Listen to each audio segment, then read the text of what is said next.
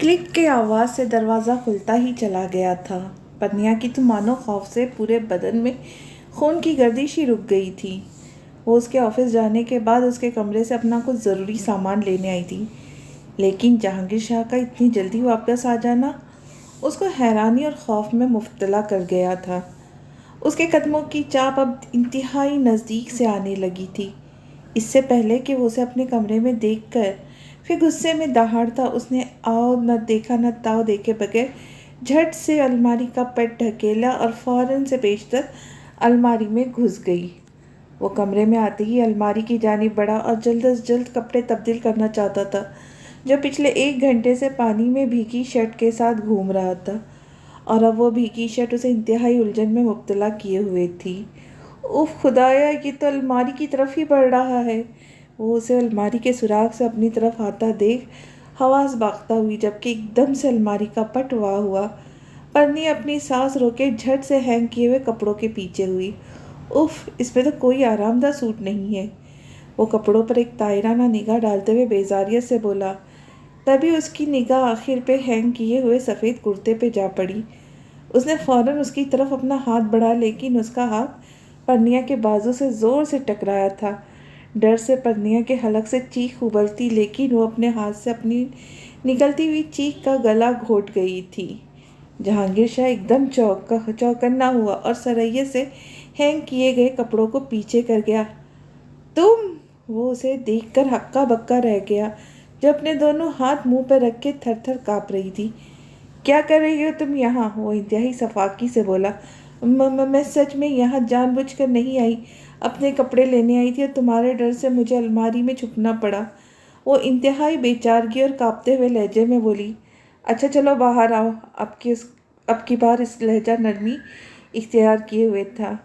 तुम कुछ कहोगे तो नहीं? लहजा मासूमियत से भरपूर था, जो मुकाबिल के दिल पर वार कर गया था। नहीं, वो गंभीर लहजे में उसकी सहमी हुई आंखों में देखते हुए बोला। वो डरते हुए बाहर निकली। इससे पहले कि वो कमरे से बाहर भागती, जहांगीर शाह ने झटके से उसकी कलाई अपने मजबूत हाथों में थाम ली। वो एकदम से रुकी थी पर पलटी नहीं। जहांगीर शाह कदम का फासला तय किए उसके मुकाबिल हुआ और उसे झटके से अपने बेहद नज़दीक कर गया। पन्निया उसके इतने नज़दीक आने पर सहम सी गई और आंखें फाड़े उसके चेहरे को यकटक देखने लगी, जिसकी बड़ी बड़ी आंखों में जज्बात का समंदर थाटे मार रहा था। घने चमकदार सुनहरे बाल माथे पर आन पड़े थे। इंतहाई सफ़ेद रंग का चौड़ी पेशानी पे गहरी सियाह भवें, सतवा नाक, गालों पे हल्की सी दाढ़ी और भरे भरे होठों के दरमियान घनी पुरवकार मूंछें, जिनमें कहीं कहीं से झलकते सफ़ेद बाल उसकी शख्सियत के वकार में मज़ीद इजाफा कर रहे थे। जबकि शर्ट के ऊपरी बटन खुले हुए थे, कॉलर के दरमियान टाई बेफिक्री से झूल रही थी। वो बिलाशबा खूबसूरती का मुकम्मल शाहकार था, जिसे कोई भी देखता तो एक पल के लिए ज़रूर ठिठक के रह जाता। वो आज पहली बार इतनी दिलचस्पी से उसे देख रही थी, जो परशौक निगाहों से उसे ही ताक रहा था। गोया उसका दिल ज़ोर से धड़क उठा था और धड़कनें जैसे समंदर की बिपरी हुई मौज की मानी तलातुम बर्पा किए हुई थी। वो इससे ज़्यादा इन खूबसूरत आँखों में नहीं झांक पाई थी, जहाँ इस्तेहकाक से मोहब्बत अपना डेरा जमाए हुए थी। उसने फ़ौरन हया से अपनी भारी होती हुई पलकों की चिलमन गिराई थी। अगले ही लम्हे वो होश में आया और अपने बिखरे हुए जज्बात को संभाले एक झटके से उससे दूर हुए बेहद संजीदा लहजे में गोया हुआ। एक बारगी में ही लो जो देना है, दोबारा तुम यहाँ पर नहीं दिखाई दो, वरना नताइज की जिम्मेदार तुम खुद होंगी। और वैसे भी मैं तुम्हें देखकर अपने जज्बात को बमुश्किल ही संभाल पाता हूँ, सो तुम मेरे सामने कम से ही कम आया करो। इसी में ही तो बेहतरी है, वरना मुझसे कोई बदतमीज़ी हो गई तो फिर अपने ओछे हथकंडों पर उतर आऊँगी, जो मुझे तेज में मुब्तला कर देते हैं। लहजा चट्टानों जैसी सख्ती से भरपूर, साफ और खर्रा था। और दूसरी बात मिस पन्निया, मेरा इतना सब्र मत आजमाओ कि मैं तुम्हें कुछ उल्टा सीधा बोलूँ। सो जो चीज़ें लेनी है लो और यहाँ से जाओ। उस पर एक छट्टी सी निगाह डाले वो दो टुक लहजे में बोलता हुआ बाथरूम का रुख कर गया, जबकि उसके लहजे की कतईयत पन्निया को बहुत कुछ बावर करा गई थी। पन्निया सांस रोके उसकी बातों पर गौर कर रही थी, जो बखूबी समझती थी اس کی ہر بات درست ہے، وہ اس کا شوہر تھا، اس کا اس پر پورا پورا حق ہے، جس کا ظاہر اور باطن کسی شفاف آئینے کی مانند صاف اور نکھرا ہوا تھا۔ اس کی ذات، سب رنگ، ہر پہلو اس کے سامنے آیا تھے۔ وہ دیدہ دانستہ اس خوبصورت مرد کو اپنی زہر سے مزین باتوں سے توڑ چکی تھی، جو کہ بلا شبہ ظاہری خوبصورتی کے علاوہ اندر سے بھی اتنا ہی حسین تھا جتنا کہ وہ باہر سے۔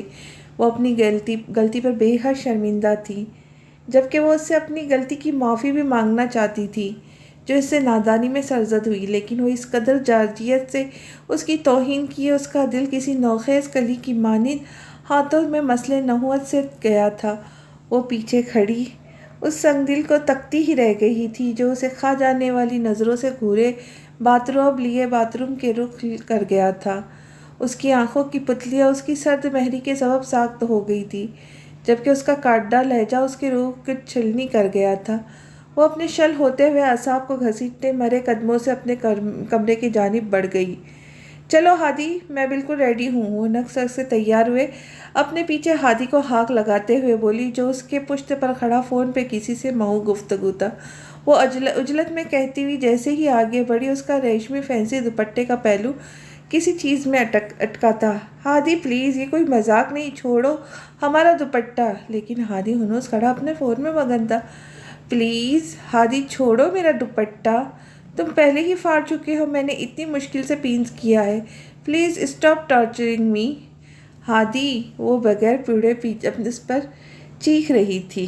ہادی فون بند کیے اس پاگل کو ہونک بنے تاک رہا تھا جو بے فضول اس پہ چلا رہی تھی، جبکہ اس کا دوپٹہ پاس پڑے گلدان کے پھولوں میں اٹکا ہوا تھا۔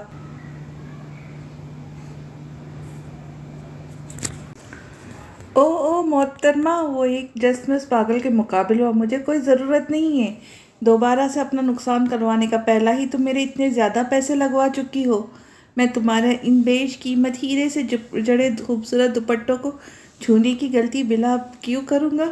پیچھے مڑو، دیکھو دوپٹہ کس چیز میں اٹکا ہوا ہے، پھر ہی مجھے مورد الزام ٹھہرانا۔ وہ ایک ایک لفظ چباتے ہوئے بولا، ہم سمجھے شاید تم نے ہمارا دوپٹہ پکڑا ہے، اٹس اوکے، تم کیوں سوری بولو گی، یہ ہمارا دوپٹہ، تم نے تھوڑی پھنسایا ہے۔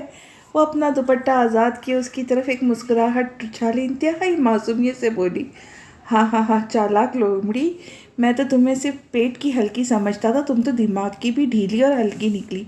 بہرحال سوری مجھے نہیں تمہیں بولنا ہے، اب فٹافٹ مجھے سوری بولو۔ وہ مزے سے کہتا اس کا پارا چڑھا گیا۔ مسٹر سڑے ہوئے آلو، ہم کیوں تمہیں سوری بولے؟ وہ غصے سے اپنی چھوٹی سی ناک پھلائے ہوئے بولی، ایکسکیوز می، تمہیں لگا میں نے تمہارا دوپٹہ پکڑا ہے، جبکہ وہ پھنسا کہیں اور تھا، تم نے مجھ پر الزام لگا دیا اور پتہ نہیں کیا کچھ سنایا، لہٰذا سوری بولوں گی تو پھر ہی مال لے کر جاؤں گا، ویسے ہرگز نہیں۔ اب شاباش، جلد از جلد سوری بولو، ورنہ میں چلا جاؤں گا، پھر اکیلے مارکیٹ میں دھکے کھاتی رہنا۔ وہ اپنے موبائل کو اچھالتا ہوا بے فکری سے بولا، اچھا اوکے سوری۔ وہ اس کے سامنے اپنے دونوں ہاتھ جوڑتے ہوئے بولی، چلوں گے یا اب ہم تمہارے پیر بھی پکڑے؟ وہ انتہائی غصے سے اسے دیکھتے ہوئے بولی، جو سکون سے کھڑا اسے طیش میں مبتلا کر رہا تھا، ہاں چلو میری نک چڑی محبوبہ۔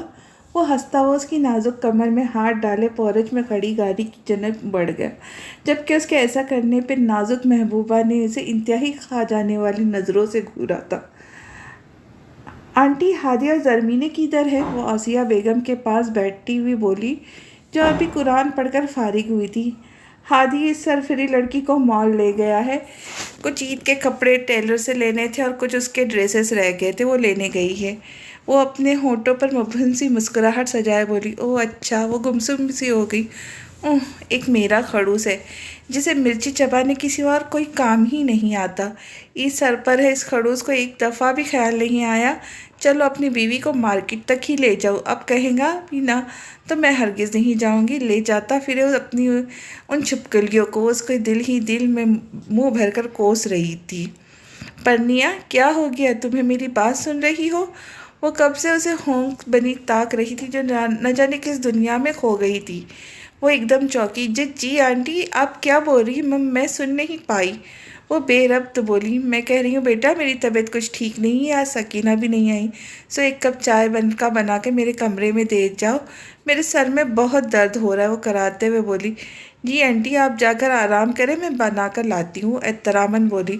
خوش رہو بیٹا، اس کے سر پر پیار دے دیے اپنے کمرے کا رخ کر گئی، جبکہ پرنیا فوراً سے اسے چائے بنانے کچن کی جانب بڑھی۔ وہ کپ میں چائے اڈیلنے میں مگن تھی، ایک دم اسے اپنی پشت پر کسی کی گہری نگاہوں کا ارتکاز محسوس ہوا۔ وہ سریعت سے پلٹی، جہانگیر شاہ کو کچن کے دروازے پر مجسمے کی مانند استدا دیکھ کر حیرت سے پاش پاش ہوئی، جو اسے سر سے لے کر پاؤں تک بغور دیکھنے میں مصروف تھا۔ وہ اس کی آنچ دیتی ہوئی نگاہوں سے کنفیوز ہوئے دوبارہ سے اپنا رخ چولہے کی جانب موڑ گئی، جبکہ اس کی تیزی سے مڑنے پر ہاتھ کے پاس پڑا ہوا کپ چھناکے سے زمین بوس ہوا تھا۔ وہ بوکھلاہٹ سے ٹوٹے ہوئے کپ کو اٹھانے نیچے کی سمت بڑھی اور اپنی نازک ہاتھوں سے اس کانچ کو اٹھانے لگی، جب ایک کانچ کا ٹکڑا اس کے ہاتھ کی ہتھیلی میں پیوست ہوا اور درد سے اپنے ہونٹوں کو بے دردی سے کچلتے ہوئے پاس پڑی باسکٹ کی جانب بڑھی، جبکہ اس کے ہاتھ میں پیوست ہوئے کانچ کا درد جہانگیر شاہ کو اپنے دل پر محسوس ہوا تھا۔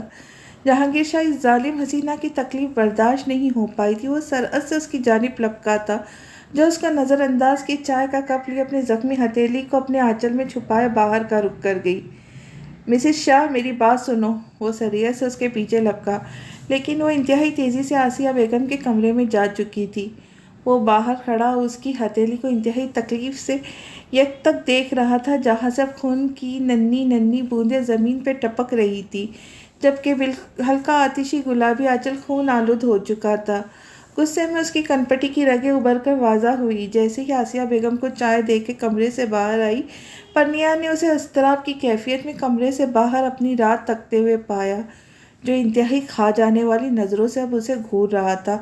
اوہ خدایا، میں نے اس کو جلاد کو اب کیا کہہ دیا جو ایسے گھوری جا رہا ہے؟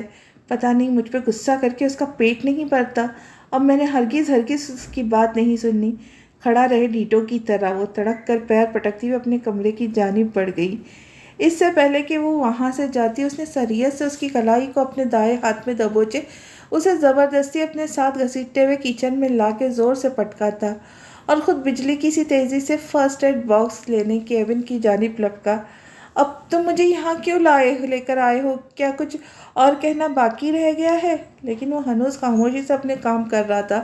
آخر تم چپ کیوں ہو؟ جواب دو۔ اب میں نے ایسا کیا کر دیا ہے جو تمہیں اتنا غصہ آ گیا ہے؟ یہ اب تمہارا کچھ اور کہنے کا ارادہ؟ خیر تم سے بات کرنا یعنی دیوار کے سامنے سر پھوڑنا جیسا ہے۔ وہ ہنوز اس کو خاموش پا کر چڑھتے ہوئے کچن کے سے باہر کی جانب لپکی۔ رک جاؤ مسز شاہ۔ وہ اسے کچن سے باہر جاتے ہوئے دیکھ کر انتہائی سنجیدگی سے بولا، نہیں رکوں گی، ورنہ تم کیا کرو گے؟ میرا ہاتھ پکڑو گے اور مجھے کھینچو گے۔ ابھی بات پرنیا کے منہ میں ہی تھی، وہ ایک دم اس کے قریب آیا، اس کی نازک کمر میں نرمی سے اپنا ہاتھ ڈال اسے شیلف پہ بٹھا گیا۔ اب ایک دم چپ، اب تمہاری آواز نہ آئے۔ وہ اس کے ہونٹوں پر اپنی انگشت شہادت کی انگلی رکھتے ہوئے بولا، جو اس کے ایسا کرنے پہ بھوچکا ہو کر پھٹی پھٹی آنکھوں سے حیرانی سے دیکھ رہی تھی، جبکہ اس کے انتہائی قربت پر اس کی سانسیں سینے میں طوفان برپا کر گئی۔ تو تم کیا کر رہے ہو؟ وہ سمٹ کے بیٹھی، جو اس کے ہتھیلی سے آنچل ہٹا رہا تھا۔ تمہیں چوٹ لگی ہے، خون بہہ رہا ہے، مجھے اپنا ہاتھ دکھاؤ۔ ہیں؟ وہ جہانگیر شاہ کے بے حد نرم پڑتے ہوئے رویے کو گنگ سی دیکھتی رہ گئی۔ پرنیا تنگ مت کرو، ہاتھ دکھاؤ۔ وہ بوجھل آواز میں بولا، نہیں ابھی اتنی بھی نہیں لگی، تم رہنے دو، اب ٹھیک ہے۔ وہ آہستگی سے بولتی ہوئی اپنا ہاتھ پشت کے پیچھے لے گئی۔ جہانگیر شاہ کی شکل دیکھ کر محفوظ ہوا اور زبردستی اس کی ہتھیلی سے آنچل ہٹا اس کے زخم کو بغور جائزہ لینے لگا، جس کے ارد گرد اب خون جم چکا تھا۔ درمیان میں کانچ کا چھوٹا سا ٹکڑا بے دردی سے پیوست تھا۔ تکلیف سے جہانگیر شاہ نے اپنی آنکھیں بھینچ لی۔ تم لڑکی نہیں، انتہائی ضدی لڑکی ہو۔ ہاتھ پہ اتنی چوٹ لگی ہوئی لیکن پھر بھی ہاتھ نہیں دکھا رہی۔ آخر تم اتنی ضد کیوں کرتی ہو؟ تم جانتی بھی ہو مجھ سے تمہاری تکلیف برداشت نہیں ہو پاتی، لیکن پھر بھی تم مجھے دیدہ دانستہ ایذا پہنچاتی ہو۔ وہ اس کے زخم کو ڈیٹول سے صاف کرتے ہوئے انتہائی درد بھرے لہجے میں بولا۔ انداز کی اپنائیت، توجہ، محبت لوٹ لینے والی، جکڑ لینے والی تھی۔ اس کا چھوٹا سا پہلی دفعہ برا نہیں لگا تھا۔ اس کا چھونا اسے پہلی دفعہ برا نہیں لگا تھا۔ وہ اس کے حسین آنکھوں میں دیکھ رہی تھی جو اس کے درد سے تڑپ اٹھی تھی، جبکہ چہرے پر تکلیف کے آثار واضح طور پہ آیا تھے۔ کچھ فرق پڑا؟ تکلیف کم ہوئی؟ مرہم لگا کر اس نے سر اونچا کیے پرنیا کو سنجیدہ لہجے میں مخاطب کیا، جو کھوئی کھوئی کیفیت سے نکل کر چونک گئی۔ جی وہ بوکھلاہٹ کا شکار ہوئی۔ اگر تم مجھے تکلیف میں نہیں دیکھنا چاہتی تو پلیز یہ پین کلر لے لینا۔ وہ اس کے ہاتھ کے زخم کو اپنے لبوں سے چھوئے کچن سے باہر چلا گیا۔ لہجہ ملتجی تھا۔ وہ اپنا سر ہلا گئی اور آہستگی و نرمی سے اپنے لب بھی اس کے لمس پر رکھ گئی تھی جہاں تھوڑی ہی دیر پہلے وہ اپنی محبت کی مہر ثبت کر گیا تھا۔ وہ اپنی اس حرکت پر خود ساختہ شرما گئی تھی۔ یار زرمینے بات کیوں نہیں کر رہی؟ وہ پورچ میں گاڑی کھڑے کرتے ہوئے اس سے مخاطب ہوا جو غصے سے اپنا منہ پھلائے ہوئے تھی۔ اپنی بکواس بند کر کے دروازہ کھولو، وہ حاکمانہ لہجے میں بولتی ہوئی مقابل کو تپا گئی۔ کیوں کھولو؟ خود کھول لو، تمہارا ڈرائیور تو نہیں؟ اس کے حکم نے اس کا پارا ہی چڑھا دیا۔ آپ مجھ سے بات مت کرنا۔ وہ انتہائی جارحیت سے گاڑی کا دروازہ کھولے، لان کا راستہ عبور کیے، سرعت سے اندر کی جانب بڑھی۔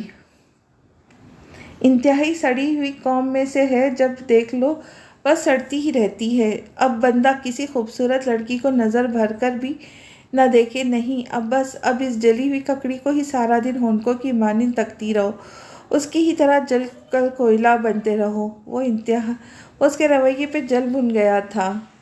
بات سنو خان، وہ چوکیدار کو ہانک لگاتے ہوئے بولا۔ جی صاحب۔ وہ بوتل کی جین کی طرف حاضر ہوا۔ یہ سارا سامان ملکہ الزبتھ کے کمرے میں چھوڑ آیا۔ جی کون سا عزبت؟ وہ حیرانی سے منہ کھولے۔ خان تم بھی کمال کرتے ہو، یہ سامان زرمینہ کے کمرے میں چھوڑا ہو؟ اس کی عزبت کہنے پہ چھت پھاڑ کہا لگاتے ہوئے بولا۔ جی صاحب۔ اب حیران ہوئے، پتہ نہیں صاحب کیا بول رہا ہے۔ وہ دانتوں کی نمائش کرتے سامان اٹھا اندر کی جانب بڑھ گیا، جبکہ ہادی اس کی پشت کو گھور کے اس کے پیچھے ہی اندر کی جانب لپکا۔ پلیز زرمینے، 1 منٹ رکو۔ ہادی اس کی طرف دوڑتے ہوئے آیا جو غصے سے اپنے کمرے کی جانب بڑھ گئی۔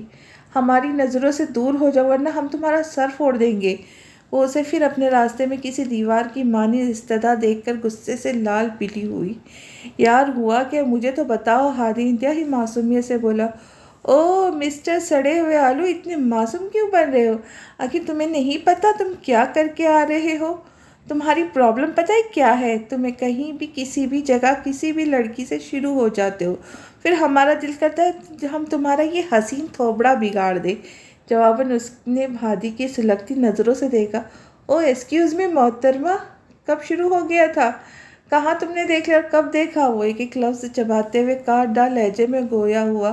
لوفر انسان، ابھی تو تمہیں دیکھ کر آ رہے ہیں، بھلا تمہیں کیا ضرورت تھی؟ کیا تھی اس بدتمیز عورت کو لفٹ دینے کی؟ دیکھا تھا تمہیں کیسے تاک رہی تھی، اور تم بھی کیسے اس منحوس کو ندیدے کی طرح میرر سے دیکھ رہے تھے۔ غصے میں اس کی چھوٹی سی ناک کے نتنے پھول گئے تھے۔ تو کیا ہوا؟ اتنا سنسان راستہ تھا، اگر وہ لفٹ دے بھی دی تو اتنا جل کیوں رہی ہو؟ بہرحال تم نے اپنا یہ ایٹیٹیوڈ اپنے پاس سنبھال کر رکھا کرو۔ میں نے آج تک اپنی گرل فرینڈز کا ایٹیٹیوڈ برداشت نہیں کیا، تم کیا چیز ہو؟ وہ خفیف سے اپنی پلکوں کو جنبش دیتے ہوئے بولا۔ تو ہمیں اپنی ان 2 ٹکی کی گرل فرینڈز کے ساتھ ملا رہے ہو؟ تم جانتے نہیں ہو ان میں اور ہم میں کتنا فرق ہے؟ وہ حیرانی سے اپنی گول گول آنکھیں گھماتے ہوئے بولے۔ ہائے کیا بتاؤ میری جلی ہوئی محبوبہ، بہت ہی بڑا فرق ہے۔ وہ سب مجھے دل و جان سے پیار کرتی ہے، تمہاری طرح نہیں ہر وقت جلتی ہی رہتی ہے۔ وہ اس کو چڑھاتے ہوئے بولا۔ کیا ہوا؟ میں نے کچھ غلط بول دیا؟ تم بول کیوں نہیں رہی؟ وہ اس کے قریب آتا ہوا بولا جو ہنوز خاموش تھی۔ نہیں مسٹر سڑے ہوئے آلو، تم تو کبھی کچھ غلط نہیں بولتے۔ ویسے بھی میرا ہی دماغ اور دل خراب تھا کہ میں نے ان دونوں کو وقت تم پہ ضائع کیا۔ تم سے تو اچھا تھا کسی اور سے ہی دل لگا لیتی تو آج یہ وقت نہ دیکھنا پڑتا۔ وہ کینہ نوز نظروں سے اسے گھورتی ہوئی مقابل کے 14 طبق روشن کر گئی۔ واٹ؟ کیا بول رہی ہو؟ میرے علاوہ کسی اور سے دل لگاؤں گی؟ تم نے کتنے چیپ ورڈز یوز کیے ہیں۔ اوف، یہ تم نے سوچ بھی کیسے لیا؟ جلد از جلد مجھ سے معافی مانگو ورنہ اب کی بات ساری زندگی نہیں بولوں گا۔ روتی رہنا، حکم جھاڑا گیا تھا۔ کیوں پیٹ میں مروڑ اٹھ گئے؟ برداشت نہیں ہو پایا مسٹر سڑے ہوئے آلو؟ ایسے ہی مجھے تجھ سے تمہاری گرل فرینڈ برداشت نہیں ہوتی، اور دوسری بات میں تم سے سوری بولوں گی، یعنی کہ زرمین ریاض تم سچ میں پاگل ہو گئے ہو؟ وہ انتہائی سکون سے اس کا مذاق اڑاتے ہوئے بولی، ہو گیا ہوں پاگل، تم نے مجھے پاگل کر دیا ہے۔ جب بندہ کسی پاگل مینٹل کے ساتھ رہتا ہے نا تو وہ آٹومیٹک پاگل ہی ہو جاتا ہے۔ وہ اس کو گھورتے ہوئے بولا، جو کہ انتہائی ڈھیٹ تھی۔ او مائی گاڈ، کتنی بکواس کرتے ہو تم، اب بالکل خاموش ہو جاؤ ورنہ میرا بھی منہ کھل جائے گا۔ وہ دھمکی آمیز لہجے میں بولی۔ تو کھولو نا، کس نے روکا ہے جلی ہوئی ککڑی؟ وہ مسکراتے ہوئے بولا۔ تم مجھے جلی ہوئی ککڑی بول رہے ہو، گھٹیا انسان؟ وہ اپنے عرف پر تفی گئی تھی۔ میں نے اس لڑکی کو لفٹ ہی کیا دی، تم جل بھن گئی سو اس کا مطلب تو تم کیا ہو؟ جلی ہوئی ککڑی جس کے نصیب میں صرف جلنا ہی لکھا ہو، جو ہر وقت صرف جلتی رہے۔ بہرحال ایسے چپ ناموں سے پکار کر مجھے اپنا لوکل لیول تک مت گھسیٹو۔ آنکھوں کے پتلیاں سکڑتے اس نے حقارت سے بولا، واٹ ڈو یو مین؟ تم کیا بکواس کر رہے ہو؟ ہمارا لیول لو ہے؟ اس کے لفظوں پر اس کا چہرہ ضبط کی کوشش میں سرخ پڑ گیا۔ ہاں ہاں بالکل، جس طریقے کے تم مجھے نام دیتی ہو اس سے تو یہی لگتا ہے، اگر دینے بھی ہے تو اچھے اچھے نام، وہ جیسے جان، شونا وغیرہ وغیرہ۔ اس کے چہرے کے قریب اپنا چہرہ لاتے ہوئے انتہائی شریر لہجے میں بولا، تم سے بات کرنا ہی بیکار ہے، اور ایسے گھٹیا نام تمہیں تمہاری چیف گرل فرینڈ ہی دے سکتی ہے۔ جاؤ جا کر ان سے لو، میرا وقت برباد مت کرو۔ وہ ایک ادا سے اپنے لمبے بال اس کے منہ پہ مارتے ہوئے اپنے کمرے میں گھس گئی۔ اف، کتنا وقت ضائع کر دیا اس سرفری جلی ہوئی حسینہ نے۔ وہ جھنجھلاہٹ کا شکار ہوا اور اپنی رسٹ واچ پر وقت دیکھا لاؤنج کی جانب بڑھ گیا۔ پرنیا بیٹا، آپ یہاں کیا کر رہی ہو؟ خیریت ہے؟ ابھی تک اپنے کمرے میں نہیں گئی؟ ثریا بیگم پرنیا کے کمرے میں داخل ہوتے ہوئے ترکی بترکی سوال پوچھتے ہوئے انتہائی حیرانی سے بولی، جو بستر پہ دبکے کافی اور اسنیک سے انصاف کر رہی تھی۔ ثریا بیگم کو اپنے کمرے میں دیکھ پرنیا کا دماغ ایک پل کے لیے معاف ہوا تھا۔ وہ سمجھ نہیں پا رہی تھی اس کے سوال کا آخر کیا جواب دے، عقل دنگ تو گویا زبان گونگ۔ بیٹا جواب دو۔ وہ اس کے ہونٹ بنے دیکھ کر کمبل ہٹائے اس کے پاس جا بیٹھی۔ پرنیا ان کی آواز پر خیالوں سے باہر نکلتے ہوئے بولی، نہیں آنٹی، بس ایسی ہی آئی ہوں۔ وہ سر جھکائے اپنے مخرتی انگلیوں کو مروڑتے ہوئے شیشوں پنج میں پڑی۔ اس سے کوئی بھی بات نہیں بن پا رہی تھی جس سے وہ وقتاً فوقتاً ثریا بیگم کو ٹال دیتی۔ ثریا بیگم پرنیا کی خاموشی کی زبان بخوبی سمجھ گئی تھی۔ آخر انہوں نے اپنے بال دھوپ میں تو سفید نہیں کیے تھے۔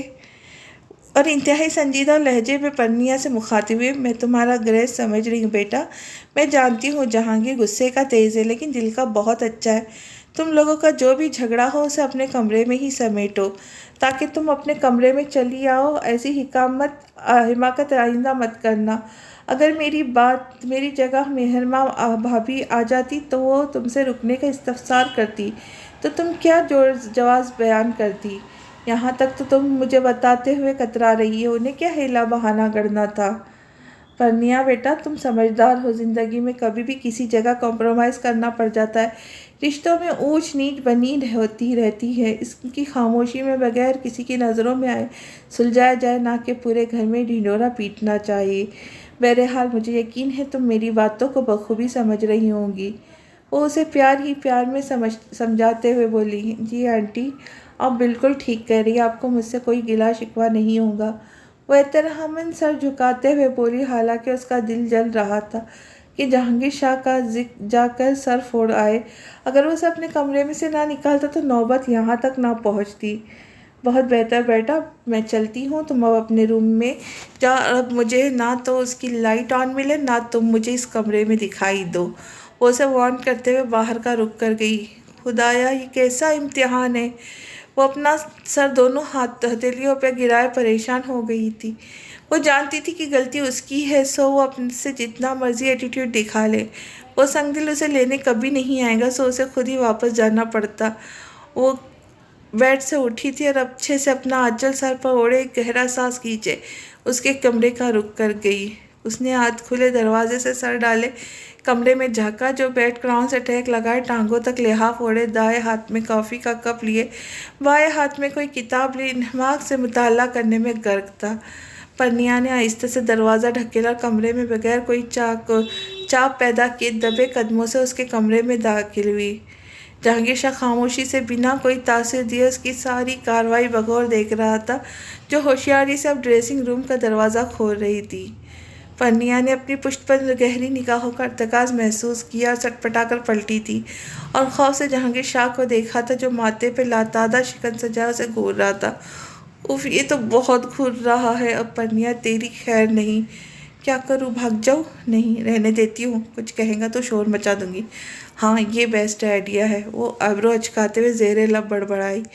یہاں کیا کر رہی ہو؟ وہ اس پاگل کو خود سے بڑبڑاتا ہوا دیکھ کر بیزاری سے بولا، مجھے سریا آنٹی نے یہاں بھیجا ہے، ان کا کہنا ہے کہ تمہارا بھی اتنا ہی کمرہ ہے جتنا کہ جہانگیر شاہ کا ہے، سو اب تم بھی ایڑی چوٹی کا بھی زور لگا لو، لیکن میں ہرگز اس کمرے سے نہیں جاؤں گی۔ وہ دو ٹک لہجے میں انتہائی چالاکی سے منہ کو ٹیڑھا کرتے ہوئے بولی، جبکہ مقابل اس چالاک لومڑی کی اس نازک ادا پر ہوش آ گیا جو زرد رنگ کے لباس میں ملبوس سرسوں کا کھیت معلوم ہو رہی تھی اور سیاہ چمکدار بالوں کو کیچر میں قید رکھا تھا، جن کو دیکھ کر جہانگیر شاہ کا دل ان کو کیچر کی گرفت سے آزاد کروانے کو مچل اٹھا تھا، لیکن وہ اپنی اندرونی کیفیت کو تھپکی دیے اس سے ہم کلام ہوا جو اب بے فکری سے نائٹ کریم کا مساج کر رہی تھی۔ مس پرنیا، یہ تو بہت اچھی بات ہے، تمہیں بھی کسی نے تھوڑی سی عقل دی، ورنہ میرا تو ارادہ تھا کہ تمہیں عنقریب عقل ادھار پہ لے کر دی جائے۔ وہ اس کی پشت کو گھورتے ہوئے طنز اور تکاٹ ڈال لہجے میں بولا، تم عقل سے پیدل ہو، اپنے لیے ادھار پر لو، مجھے ضرورت نہیں۔ وہ رکھائی سے بول کر مقابل کو تپا گئی تھی، اگر تمہارا دماغ ٹھکانے پر نہیں تھا تو گویا تم میرے کمرے میں کیا کرنے آئی ہو؟ میں تمہیں پہلے بھی کہہ چکا ہوں، میرے ساتھ تلخی سے بات مت کرو۔ بہرحال اگر اس دفعہ تم میرے کمرے سے نکالی جاتی ہو تو اپنی ساسو ماں کو بخوبی اپنی کرتوت بتا دینا، وہ نحوست سے کہتا ہوا مقابل کو دل کو اپنی مٹھیوں میں دبوچ گیا تھا۔ پرنیا کو اس کا تضحیک سے بھرپور لہجہ تکلیف میں مبتلا کر گیا تھا، حالانکہ اس نے کوئی ایسی بات نہیں کہی تھی جس سے گویا وہ بھڑک ہی اٹھا تھا۔ وہ مزید اس پتھر پر سر پھوڑنے کا ارادہ ترک کیے خاموشی سے اپنے اوپر اپنا باریک آنچل اوڑھے اس کی طرف پشت کرتی ہوئی آنسو بہانے میں مگن ہو گئی۔ اس بدتمیز کا ایٹیٹیوڈ تو چیک کرو، کل تو ایسے محبتیں جتا رہا تھا جیسے گویا کتنے دنوں سے مجھ سے بچھڑا ہوا ہے۔ میں صداقت کی بدو جو کل سے اس کی سنگ دل کے حسین خواب دیکھ رہی تھی، اس کے پیار میں چل کر اس کے کمرے میں بھی آ گئی، لیکن اس بدتمیز کو میرے آنے سے کوئی بھی فرق نہیں پڑ رہا۔ دل تو کر رہا ہے یہ کتاب ہی اس کے سر پہ دے ماروں۔ وہ جلتی کڑتی اپنی آنسو پوچھتے ہوئے سو سو کرنے لگی۔ وہ اس کے رونے پہ چونکا تھا، سٹپٹایا تھا، حیرت سے پاش پاش ہوا تھا، لیکن بروقت اپنے آپ کو سنبھالے خاموش ہی رہا تھا۔ وہ اس کو بھی ایسے ہی تڑپانا چاہتا تھا جیسے وہ اس کی محبت میں ایک پل جلاتا، لیکن اس ظالم حسینہ نے ہمیشہ کی طرح آج بھی اپنے لہجے کی تلخی اور تناؤ سے اس کے دل کو پاش پاش کر دیا تھا، جبکہ وہ اس کے آنسو برداشت نہیں کر پا رہا تھا۔ وہ بخوبی جانتا تھا کہ پرنیا اس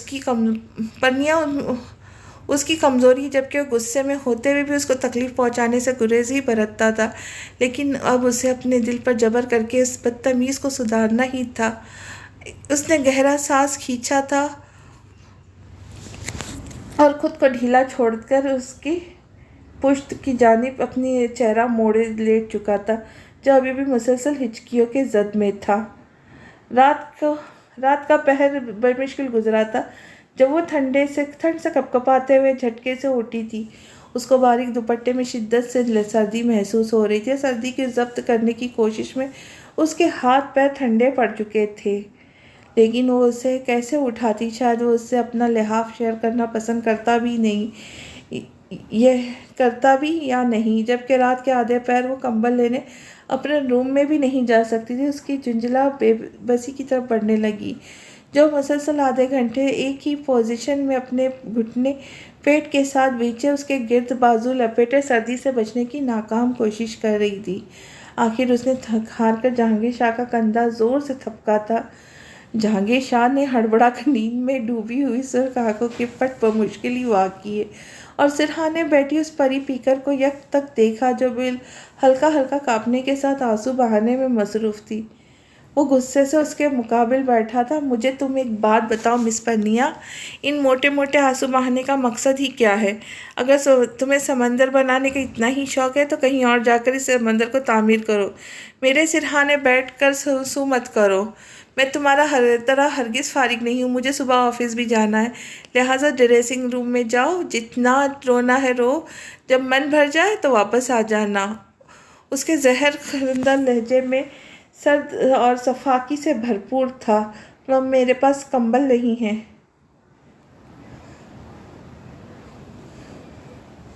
مجھے بہت ٹھنڈ لگ رہی ہے، وہ اپنے آنسو پوچھتے ہوئے روندی ہوئی آواز میں بولی۔ اوہ خیر، اب تم میرا کمبل بھی شیئر کرو گی؟ پہلے تو تم درمیان میں ایک لمبی دیوار بنا کر سوتی تھی، پر آج مجھے کچھ گڑبڑ لگ رہی ہے، کہیں مجھ سے محبت تو نہیں ہو گئی؟ وہ جواباً اسے شاکی نظروں سے گھورتا ہوا اس کے احسان خطا کر گیا۔ رات کے تم اس پہر کیسی کیسی باتیں سوچ رہی ہے؟ پلیز مجھے تنگ مت کرو۔ کمبل دینا ہے تو دے دو، اور اپنی آنسو سے بھری آنکھیں جھکا کر بے چارگی سے بولی۔ اوف، یہ بھی کوئی رونے والی بات ہے؟ ہزار پاگل ملا کر گویا تم ایک پاگل بنتی ہو، حد ہے۔ میں نے چیپ سوال نہیں پوچھا جو تمہاری ان نازک آنکھوں میں پانی تیرنے لگا۔ وہ اس سے بھرپور لہجے میں بولا، مجھے سچ نہیں پتا، تم پلیز مجھے ایسے کنفیوز مت کرو ورنہ میں روؤں گی۔ بے ساختہ گھبرا کر وہ سختی سے اس حد تک لہجہ بھگا گئے بھرائی آواز میں وہ اس کی بات پر بے ساختہ مسکرایا اور اس کی بھرائی ہوئی آواز دیکھ کر خاموش ہوا تھا۔ اس کا سفید چہرہ اب حیا سے سرخ پڑ گیا تھا، گویا اگر وہ اس سے تھوڑا سا اور تنگ کرتا تو وہ اس میں کوئی شک نہیں تھا، وہ بے ہوش ہو جاتی۔ چلو پھر فٹافٹ آ جاؤ۔ کہاں آؤں؟ میرے لحاف میں اور کہاں؟ وہ شوخی اور شرارت بھرے انداز میں بولتا ہوا اس کی رہی سہی صلاحیتیں بھی بیکار کر گیا۔ تم چھوڑو گے تو لوں گی نا؟ جہانگیر شاہ کے جواب نے اسے بھگ سے اڑ دیا۔ اس نے بے ساختہ سے دہل کر دیکھا جو اسے ابھی بھی تاک رہا تھا۔ لحاف سائز میں بہت چھوٹا ہے، تمہارے والے سائٹ پر بمشکل ہی پہنچ پائے گا۔ اگر تم ادھر میرے ساتھ ہی لیٹ جاؤ تو پھر گزارا ہو سکتا ہے، اگر تمہیں میری بات بھلی نہیں لگی تو ساری رات ایسے ہی کانپتی رہو، لیکن میں ہرگز تمہیں اتنی دور کمبل نہیں دینا پسند کروں گا، سو پلیز تو تھوڑا دور ہو کے کانپو، مجھے سونا ہے۔ وہ بے حد سکون سے اسے چڑھاتا ہوا بولا، تم کتنے ظالم، بدتمیز، گھٹیا اور بے شرم ہو! ایک کمبل ہی مانگا ہے، تھوڑی دور ہی شیئر کرنا ہے، اس پہ بھی تمہیں موت پڑ رہی ہے۔ وہ اس کی بات پر کچھ شرم کچھ خفت سے سرخ پڑ گئی، لیکن مقابل پر کچھ خاص اثر نہیں ہوا۔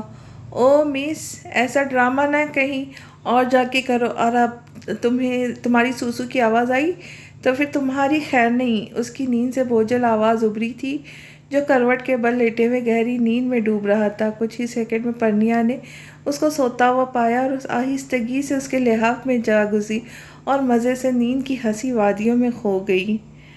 ہادی اٹھو، روزہ بند ہونے والا ہے، پھر تم کہو گے مجھے اٹھایا نہیں۔ زرمی نے اس کے سرہانے بیٹھے اس کے کان میں بولی تھی، یار تم جاؤ میں آتا ہوں۔ اس کی جھنجھلاہٹ سے بھرپور آواز ابھری، پھر ڈھیٹوں کی طرح کروٹ لیے لمبی تان کر سو گیا۔ تمہارے جیسا ڈھیٹ اس دنیا میں ہم نے نہیں دیکھا۔ وہ غصے سے باتھ روم کی جانب بڑھی اور پانی کی بھری ہوئی بالٹی رلا کے اس کے چہرے پہ اونڈیل دی، گویا ہادی کو ایک سانس تو کہیں جسم کے اندر ہی مدفن ہو گیا تھا تو دوسرے پھر ایسے لگا جیسے وہ کسی سمندر میں غوطہ زن ہے۔ وہ گشت خانے اٹھا تھا اور ایک ہی جست میں زرمینے کے مقابل ہوا۔ اس کا جارحانہ موڑ دیکھ کر سریے سے باہر کی جانب لپکی تھی، گویا ہادی کا ایک سانس تو کہیں جسم کے اندر ہی مدفن ہو گیا تھا رکو! ہادی غصے سے فنکارتے ہوئے بولا، کیوں رکے؟ ہم تمہارا غصہ برداشت نہیں کرنے والے۔ اپنا رعب اپنی گرل فرینڈ پہ جھاڑو، وہی تمہارے رعب تلے دبیں گی، پر ہم نہیں۔ سو جلدی سے چینج کر کے باہر آؤ، سب تمہارا ویٹ کر رہے۔ وہ رکھائی سے کہتے ہوئے باہر کا رخ کر گئی تھی۔ اس کا تو گویا باہر انداز ہی نرالا تھا۔ آخر تم اپنے آپ کو سمجھتی کیا ہو؟ ہادی نے تیزی اور سرعت سے اس کا بازو پکڑ کر اسے اپنی جانب کھینچ لیا۔ وہ لڑکھڑاتے ہوئے سنبھلے بنا کاٹی ہوئی شاخ کی طرح ہادی سے جا ٹکرائی اور دوسرے ہی پل اس کے گال پر جھک کے اپنا دہکتا ہوا لمس چھوڑتا چلا گیا۔ اس کے اس لمس پر اس کی تیز چلتی ہوئی زبان پل میں گنگ ہو گئی تھی۔ اس کے سینے سے دھڑکن کی صدا کسی گانے کی ساز کی طرح بج اٹھی تھی، جبکہ گول گول آنکھیں گویا پھٹی کی پھٹی رہ گئی تھی۔ اس نے بر وقت اپنی سانسوں کے تلاطم کو درست کیے، اس کے گال پر ایک ہلکا سا تھپڑ رسید کیا۔ جو شوخی سے کھڑا اپنے گیلے بالوں پر ہاتھ پھیر رہا تھا، اس کے تھپڑ پڑنے پر حیران سا ہوا۔ یہ تم نے کیا کر دیا؟ بدتمیز بلا، یہ وقت ہے ایسے کاموں کا؟ مجھے بھی سارا گیلا کر دیا۔ اس کے بے باکانہ انداز پر وہ سہمی ہوئی چڑیا معلوم ہوئی۔ ہاں ہاں ہاں، تو کس نے تمہیں پانی پھینکنے کا اتنا عظیم مشورہ دیا تھا؟ نہ پھینکتی، اب نہ رومانس کے لیے نیکسٹ مجھے وقت بتا دینا، میں اپنے آپ کو تیار کر لوں گا۔ وہ اس کے قریب آتے ہوئے بے حد شدید لہجے میں گویا ہوا۔ تمہارا کوئی قصور نہیں مسٹر سڑے ہوئے آلو، بس عادت سے مجبور ہو۔ وہ اس کی حرکت پر تپید ہو گئی تھی، اسے کھا جانے والی نظروں سے گھورتے دروازہ دھماکے سے بند کی کہ وہ یہ جا وہ جا، جبکہ ہادی اس جلد ککڑی کے تیور دیکھ کر ہلکا سا مسکرا باتھ روم میں گھس گیا۔ پرنیا مسلسل 1 گھنٹے سے اپنے کمرے میں بیزاری سے بیٹھی اپنے ہی خیالوں میں مگن جہانگیر شاہ کو منہ بھر کر کوس رہی تھی، جس نے ایک دفعہ بھی اس سے شاپنگ کا نہیں پوچھا تھا۔ اچانک دروازے کے باہر قدموں کی چاپ سنائی دی۔ پرنیا بخوبی جانتی تھی اس وقت جہانگیر شاہ کے سوا کوئی نہیں ہو سکتا۔ وہ انتہائی ہوشیاری سے اپنا فون کان کو لگائے محض اس کو جلانے کے لیے فون میں پہ گفتگو، جبکہ دروازہ کھول کر جہانگیر شاہ اندر داخل ہوا۔ اس کی گفتگو سن کر ایک پل کے لیے ٹھہرا تھا، اس کی باتوں میں چونکا۔ نہیں یار، میں نے ابھی شاپنگ کہاں کی، بس ایک عدد خڑوس سایہ مل جائے تو ایسے حسین خواب بھلے کیسے دیکھے جاتے ہیں۔ میرے خواب تو گویا شادی کے بعد بھگ سے اڑ کر ہوا میں معلق ہو گئے ہیں۔ وہ بھرپور ایکٹنگ کرتے ہوئے افسردگی سے بولی، اوہ ساڑی، تم بہت کیوٹ گفٹ دے رہی یار، رہنے دو، میرے پاس کچھ نیو ڈریسز رکھے ہوئے ہیں، میں پہن لوں گی، تم اتنا تکلف مت کرو۔ پر تو وہ ایک آنکھ ٹیڑھی کرتے عقب میں کھڑے جہانگیر شاہ کو تکتی ہوئی بولی، جو بے حد حیرانی سے کھڑا اس کی بات کو بغور سن رہا تھا، جبکہ پرنیا اسے جلتے ہوئے دیکھ کر اپنی گفتگو میں اور مرچ مسالہ بھرنے لگی۔ چلو تم اب اتنا اعتراض کر رہی ہو تو میں تمہارا گفٹ قبول کر لیتی ہوں۔ اچھا ویسے ساڑی کا رنگ کون سا ہے؟ وہ اشتیاق سے بولی۔ اوہ بلو؟ نہیں، بلو تو جہانگیر کا فیوریٹ کلر ہے، مجھے بالکل نہیں یہ کلر پسند ہے۔ وہ منہ بسرتے ہوئے مقابل کو تپا گئی۔ پلیز کوئی اور کلر دیکھو۔ واٹ؟ آخر یہ کون ہے جو اسے ساڑی گفٹ کر رہا ہے اور کون سی خوشی میں کر رہا ہے؟ اس نے غصے سے زور سے دروازہ پٹکا، لیکن مقابل انتہائی ڈٹائی سے جج کر رہا تھا۔ تم سے اتنا اچھا گفٹ مل رہا ہے تو پھر یہ عید پہ ہی پہنوں گی، پر میں چاہتی ہوں کہ ساڑی کا رنگ بھی میری اپنی پسند کا ہونا چاہیے۔ رائٹ؟ جبکہ مقابل اس کی باتوں کو سن کر جل جل کر کوئلے کا روپ دھار گیا تھا، اس نے غصے سے اپنا کوٹ اتار کر بیڈ پر پٹکا تھا۔ اچھا لسن، میں نے تمہیں بتا دوں گی مجھے ساڑی کب دینی، اوکے؟ ہائے، وہ ایک لفظ چباتے ہوئے ترنگ سے بولی اور فون بند کیے اس کی طرف مڑی، جو اپنا بے ساختہ امڑنے والا غصہ وہ مشکل ضبط کر رہا تھا۔ ضبط کی بنا پر اس کا چہرہ غصے سے سرخ ہو پڑ گیا تھا۔ وہ بڑی ادا سے اس کے پاس سے گزرتی ہوئی ڈریسنگ ٹیبل کی جانب بڑھی۔ تم کس سے بات کر رہی تھی؟ جہانگیر شاہ نے اسے شانوں سے پکڑا اور اسے اپنے بے حد قریب کی اس کی نازک کمر کو اپنے ساتھ لگا گیا۔ تم جانتی ہو میرا سوا کسی کا بھی تم پر کوئی حق نہیں ہے، پھر چاہے وہ تمہارا دوست ہو یا کوئی کزن۔ تم سر سے لے کے پیر تک صرف میرے لیے سجوں گی سنوروں گی، یہاں تک کہ تمہارا مکمل سنگار میرے نام ہوگا۔ اس کے پڑھنے پر اس کے بولنے میں شدت تھی۔ وہ میں اور کسی ایرے گہرے کے کپڑوں کو، چاہے وہ کوئی تحفہ ہی کیوں نہ ہو، اسے اپنے تن سے نہیں لگاؤں گی۔ تم صرف میری ہو اور اپنی چیز اپنے سوا کسی کی نظر تو دور کسی بھی چیز کو چھونا بھی برداشت ہرگز نہیں کر سکتا۔ تم جیسی بھی ہو تم ہو، آئندہ پلیز اجتناب برتنا۔ وہ وارستگی سے اس کے کان کی لو کو اپنے لبوں سے چھوتا ہوا گمبھیر آواز میں بولا، جبکہ اس کا لہجہ پرنیا کے لیے بے حد سے زیادہ جنونیت اختیار کیے ہوئے تھا۔ اس کے دہکتے ہوئے لمس سے پرنیا حیا سے اپنا چہرہ اس کے کشادہ سینے میں چھپا گئی تھی۔ پرنیا کی دھڑکنیں آج کسی انجان روش میں چل پڑی تھی، جبکہ اس کی محبت کا بیج تو کب سے اگ چکا تھا۔ البتہ وہ بیج پروان اب چڑھ رہا تھا، جس کی ننھی منھی کوپلیں پھوٹ کر محبت میں تبدیل ہو رہی تھی۔ بس اس محبت کو اب زبان دینا باقی تھا، جس زبان کو گویا وہ سمجھ تو رہی تھی لیکن اس کو لفظوں میں بیان سے کترا رہی تھی۔ کچھ ہی لمحوں میں پرنیا نے اپنے اندر ہمت مجتمع کیے اسے مخاطب کیا، جو اسے کسی شہزادی کی طرح اپنی باہوں میں لیے کھڑا تھا۔ جہانگیر، وہ آہستہ سے اس کے بٹن سے کھیلتے ہوئے بول رہی۔ ہاں، وہ اسے بوجھل آواز میں بولا، تم میں کچھ تو ایسا ہے جو تمہیں کچھ خاص بناتا ہے، اسی خاصیت کی بنا پر میں تمہاری ہوتی ہی چلی گئی۔ مجھے علم نہیں تھا کہ میں تم جیسے خڑوس سے محبت کر بیٹھوں گی، لیکن تمہاری اس محبت کا احساس مجھے بہت خوبصورت لگنے لگا ہے۔ میرے پاس الفاظ نہیں جن میں تمہاری محبت کو بیان کروں۔ اس کے ہر لفظ اس کے لیے محبت چھلک رہے تھے۔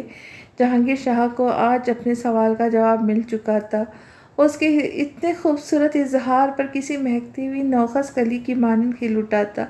اس کا دل خوشی سے جھوم اٹھا تھا۔ اس نے آہستگی سے پرنیا کو اپنے حصار سے آزاد کیا اور اس کے چہرے کی جانب جھکتے ہوئے بڑی عقیدت سے اس کے روشن پیشانی پر اپنے لب رکھے۔ پرنیا کا دل تھم سا گیا تھا۔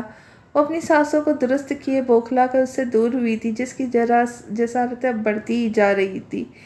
میں نے خواب و خیالوں میں بھی نہیں سوچا تھا گویا تم مجھے اس قدر خوبصورت انداز سے اظہار محبت کروں گی۔ بہرحال مجھے بہت اچھا لگا۔ وہ اس کے چہرے کے قریب اپنا چہرہ لاتے ہوئے انتہائی شوق لہجے میں بولا۔ وہ جھیپ سی گئی تھی۔ تیزی سے وہ سرحد سے اس سے دور ہوئی۔ وہ اس کی حالت سے محفوظ ہوا۔ اچھا، میں شاور لے لوں؟ میرے آنے سے پہلے تم تیار رہنا، مارکیٹ چلتے ہیں۔ وہ پیار سے اس کو دیکھتا ہوا بولا، جو ایک دم پھر سے اس کے روبرو آئی تھی۔ تمہیں کچھ جلدی نہیں؟ مارکیٹ یاد آ گئی؟ اتنے دنوں سے تو تمہیں یاد نہیں پڑا۔ میری بھی گویا پہلی عید ہے۔ میری اتنی ساری شاپنگ ادھوری رہے گی۔ اب عید میں صرف ایک دن باقی ہے۔ میں کیسے اتنے سارے کام اکٹھے کروں گی؟ وہ جھنجھلاہٹ کا شکار ہوتے تنزیہ بولی۔ بیگم صاحبہ تم بس تیار ہو جاؤ، باقی کی ذمہ داری مجھ پہ چھوڑ دو، میں تمہارے سارے کام کر دوں گا۔ وہ اس کے روٹے ہوئے چہرے کو اپنے نظروں کے حصار میں لیتا ہوا باتھ روم میں جا گھسا۔ تم جیسے بھی ہو پر بہت اچھے ہو۔ پرنیا اس کے حسین خیالوں میں ڈوبے چینج کرنے ڈریسنگ روم کی جانب بڑھی۔ اف، میں گاڑی کی چابی لانا تو بھول ہی گیا۔ وہ جھنجھلاہٹ کا شکار ہوا۔ یہ لو، آ گئی تمہاری گاڑی کی چابی۔ پرنیا چابی اس کی طرف اچھالتے ہوئے فرنٹ سیٹ پر بیٹھ گئی۔ مسز شاہ، وہ لفظ کہنے مجھے بالکل اچھے نہیں لگتے۔ پہلا تو تم جانتی ہو، دوسرا مجھے کہنا ہی پڑے گا۔ تھینکس، وہ سنجیدگی سے بولی۔ ہاں ہاں ہاں، مسٹر جہانگیر شاہ، تمہارے لفظوں کے بھی کیا کہنے۔ اس کو دیکھتے ہوئے زور سے ہنسی تھی جب اسے گھور رہا تھا۔ اب ہم اپنی منزل کی جانب رواں ہوں گے، یہیں بیٹھے تم مجھے گھورتے ہی رہو گے؟ وہ طنزیہ مسکراتے ہوئے بولی۔ مجھے کیا ضرورت ہے تمہیں گھورنے کی؟ اس نے گہری نظر ڈالی۔ جہانگیر شاہ کا چہرہ دیکھ کر پرنیا کا بے اختیار ہنسی کا فوارہ چھوٹ پڑا، جو نہ جانے ایک سیکنڈ میں اپنے منہ کے ایکسپریشن پہ کیسے سنجیدگی طاری کر لیتا تھا۔ خیر ہے مسز شاہ، ہنس کیوں رہی ہو؟ وہ اپنا چہرہ اس کی طرف پھیرتا ہوا بولا۔ میں تو بس تمہارے چہرے کے ایکسپریشن پر ہنس رہی ہوں۔ ابھی بھی وہی ایکسپریشن ہے، تصویر پہ بھی اور تقدیر میں بھی۔ بندہ تھوڑا سا ہی مسکرائے، ایسے بت بن کر گاڑی ڈرائیو کرے جیسے کسی نے نہ بولنے کی شرط لگائی ہو۔ وہ اپنا قہقہہ ضبط کرتے ہوئے بولی۔ مسز شاہ، میں گاڑی ڈرائیو کرتے ہوئے نہیں بولتا، مجھے الجھن ہوتی ہے۔ پلیز یہ دانت اندر کرو، ورنہ میں کچھ ایسا بول دوں گا جو میں بھی کبھی بولتا نہیں ہوں۔ ویسے بھی آپ کو بولنا کیا آتا ہے؟ بس گھرنا چلانا ہی آتا ہے۔ وہ اس کو دیکھتے ہوئے بولی، جو اسے انتہائی بور کر رہا تھا، لیکن مقابل ہنوز اس کی بات پر خاموشی سے مسکرا گیا۔ اس کے مسکرانے پہ تب گئی تھی اور غصے سے کھڑکی سے باہر تیزی سے گزرتے ہوئے مناظر دیکھنے لگی۔ پرنیا کو ڈریسز اور شوز غرض کے ہر چیز جہانگیر نے اسے اپنی پسند سے خریدی تھی۔ اب جیولری شاپ میں پرنیا کے لیے نیکلیس پسند کر رہے تھے، جبکہ پرنیا پاس بیٹھی بار بار اونگ رہی تھی۔ پرنیا، یہ چیک کرو، کتنا خوبصورت نیکلیس ہے۔ وہ آئینے کے سامنے نیکلیس اس کی گردن پہ رکھتا ہوا بولا، جو اس کی سراہی دار گردن میں چمک اٹھاتا۔ مسٹر جہانگیر شاہ، میں نہیں جانتی تمہیں علم ہوگا کیسا لگ رہا ہے۔ ہر چیز تو گویا تم خود ہی اپنی پسند کی خرید رہے ہو، ڈریسز، شوز، یہاں تک کہ جیولری بھی۔ یہ تم نے نہیں، میں نے پہننی ہے۔ ہر چیز تم اپنی چوائس کے مطابق خرید رہے ہو، ٹھیک ہے خریدو، پر ایک چیز تو مجھے اپنی پسند کی خریدنے دو۔ کب سے بور ہو رہی ہوں اور تم ہو کے شاپنگ پہ شاپنگ ہی کرتے جا رہے ہو۔ جیولری میں خود پسند کروں گی۔ وہ غصے سے پھٹی، جبکہ پاس کھڑا سیلسمین اپنے دانتوں کی نمائش کیے دور جا کھڑا ہوا۔ کرو پسند، میں نے تمہیں منع تھوڑی کیا ہے۔ جہانگیر شاہ اس چالاک عورت کے تعصب سے دیکھتا ہوا جو کب سے اونگ اونگ کر پاگل خود ہو رہی تھی، نام اس کو لگا رہی تھی۔ ایکسکیوز می، وہ پیچھے مڑتی ہوئی سیلسمین کو مخاطب کرنے لگی۔ لیکن سیلز مین وہاں پر ہوتا تو اس حسینہ کی بات سنتا جو غصے سے لب کاٹتی ہوئی جہانگیر شاہ کو گھورنے لگی۔ اب یہ کہاں گیا؟ ضرور تم نے ہی جانے کا اشارہ کیا ہوگا۔ وہ ایبرو اچکاتے ہوئے دوبارہ اس پر حملہ آور ہوئی تھی۔ چلا گیا ہوگا؟ تم تو چیخنے چلانے میں مصروف تھی، تمہاری آواز سن کر ڈر کر بھاگ گیا ہوگا۔ وہ اپنی مسکراہٹ ضبط کرتے ہوئے بولا جو اس وقت تپی پڑی تھی۔ اوہ تو اب یہ ساری میری غلطی ہے، وہ اس کو کھا جانے والی نظروں سے گھورتے ہوئے بولی۔ یار مجھے بخش دو، میں نے بھلا ایسا کب کہا کہ تمہاری غلطی ہے؟ جو دل چاہتا ہے اپنی پسند کا کرو، میں اب تمہیں تنگ کرنے کی غلطی نہیں کروں گا۔ وہ انتہائی بیزاری سے اس شیرنی کے آگے ہاتھ جوڑ کر فون میں بزی ہو گیا۔ اوکے ٹھیک ہے، میں نیکلس پسند کراتی ہوں، تم یہیں پہ بیٹھے رہنا۔ پرنیا کے چہرے پہ مسکراہٹ تھی جو اس پہ حکم جھاڑتے ہوئے یہ جا وہ جا، اور تعصب سے شیرنی کی پشت کو گھور کر رہ گیا۔ تم کیوں اتنے سہانے گیت گا رہے ہو؟ زرمی نے اپنی بڑی بڑی آنکھیں گھماتے ہوئے طنزیہ بولی۔ ہاں کوئی بات نہیں زرمی نے، گانے وہ کیوں بیچارے کے پیچھے پڑی رہتی ہو؟ گانے تو کیوں بیچارے کے پیچھے پڑی رہتی ہو؟ پرنیا گاجر پیل کرتے ہوئے مسکرائی۔ ایوی بھابھی، اس کی ہابی ہے میرے کانوں میں ٹانگ اڑانا۔ وہ ہر لفظ کو چباتے ہوئے تو چیخنے چلانے میں مصروف تھی، تمہاری آواز سن کر ڈر کر بھاگ گیا ہوگا۔ وہ اپنی مسکراہٹ ضبط کرتے ہوئے بولا جو اس وقت تپی پڑی تھی۔ اوہ تو اب یہ ساری غلطی میری غلطی ہے، وہ اس کو کھا جانے والی نظروں سے گھورتے ہوئے بولی۔ یار مجھے بخش دو، میں نے بھلا ایسا کب کہا کہ تمہاری غلطی ہے؟ جو دل چاہتا ہے اپنی پسند کا خریدو، میں اب تمہیں تنگ کرنے کی غلطی نہیں کرتا۔ وہ انتہائی بے چارگی سے اس شیرنی کے آگے ہاتھ جوڑ کر فون میں بزی ہو گیا۔ اوکے ٹھیک ہے، میں نیکلس پسند کراتی ہوں، تم یہیں بیٹھے رہنا۔ پرنیا کے چہرے پہ مسکراہٹ تھی جو اس میں حکم جھاڑتے ہوئے یہ جا وہ جا، اور وہ تعصب سے اس شیرنی کی پشت کو گھور کر رہ گیا۔ تم کیوں اتنے سہانے گیت گا رہے ہو؟ زرمی نے اپنی بڑی بڑی آنکھیں گھماتے ہوئے طنزیہ بولی۔ ہاں کوئی بات نہیں زرمی نے، گانے دو، کیوں بیچارے کے پیچھے پڑی رہتی ہو؟ پرنیا گاجر پیل کرتے ہوئے مسکرائی۔ ایوی بھابھی، بس اس کی ہابی ہے میرے کام میں ٹانگ اڑانا۔ وہ ہر لفظ کو چباتے ہوئے کاٹدار لہجے میں بولا۔ اب تم بھی اتنے مت شوخے بنو، یہ پکڑو اور ان کو پیل کرو۔ پرنیا اس کو ڈھیر ساری گاجریں دیتے ہوئے بولی۔ یہ آپ دونوں خواتین کا کام ہے، میرا کام ہرگز نہیں۔ وہ ہاتھ جھاڑتے ہوئے رکھائی سے بولا۔ نہ کرو، خود آنٹی کر لیں گی۔ وہ گاجریں ایک سائڈ کرتے ہوئے سکون سے بولی، جبکہ وہ اتنی ساری گاجریں پیل کر کے تھک چکی تھی جو ثریا بیگم اس کو عید پر بنائی جانے والی کھیر کے لیے دے گئی تھی، پر وہ اب انہیں چھوڑے بڑے مزے سے باتوں میں مصروف ہو گئی تھی۔ اب یہ سب چھوڑو، ہم چھت پر چلتے اور دیکھتے عید کا چاند نظر آ گیا کہ نہیں۔ پرنیا بشاشت بھرے انداز میں بولی۔ بھابھی کیا بات کری؟ آپ کا چاند کمرے میں پڑا سو رہا ہے کہ چھت پر جا رہی ہے؟ ہادی شریر لہجے میں بولا۔ بہت بدتمیز ہو تم، عید کا چاند آسمان پر نظر آتا ہے، نہ کہ تمہارے بھائی کے منہ پر نظر آئے گا۔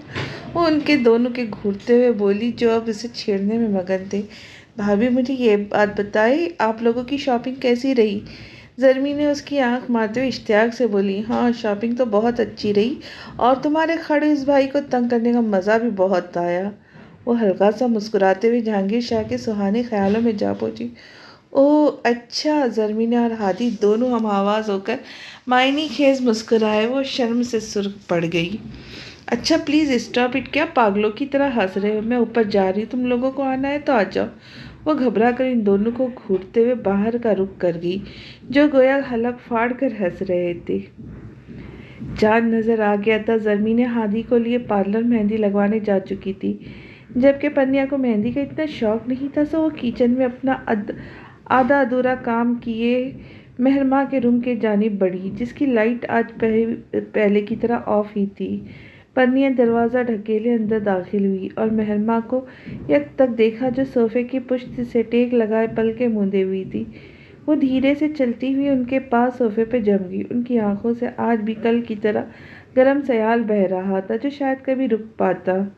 پرنیا نے انہیں پکارا اور عید کی مبارکباد پیش کی، اپنے گلے سے لپٹ لیا۔ وہ جانتی تھی آج بھی وہ عصمت میر کو یاد کر رہی تھی، جن کو فراموش کرنا ان کے لیے بہت کٹھن تھا۔ وقت گزر گیا تھا پر کچھ درد بھرے نشان ان کے دل پر چھوڑ گیا تھا جو ان کی کٹھن کوشش کے باوجود بھی ان کے دل سے نہیں دھل پائے تھے۔ پنیا، تم نے مہندی کیوں نہیں لگوائی؟ وہ اس کے ماتھے پر بوسہ دیے اس کے صاف شفاف ہاتھ کی طرف متوجہ ہوئی جو مہندی کے نقش نگار سے خالی تھے۔ ماما، آپ تو جانتی ہیں مجھے مہندی کی خوشبو بالکل بھی پسند نہیں، ویسے بھی میرے ہاتھوں پہ الرجی ہو جاتی ہے۔ آپ فکر چھوڑے، مجھے یہ بتائے کہ سکینہ نے کل کے لیے آپ کے کپڑے آئرن کر دیے؟ وہ جلد سے اٹھی اور الماری چیک کرنے بڑھی۔ ہاں، میرا خیال کر دیے تھے، اب تم بھی اپنی کچھ تیاری مکمل کرو۔ کیا سارا دن سر جھاڑ منہ پھاڑ پھرتی رہتی ہو؟ کہیں سے بھی نو بہتہ دلہن نہیں لگتی۔ اب کل کچھ سنگار کر لینا، پہلی عید ہے تمہاری۔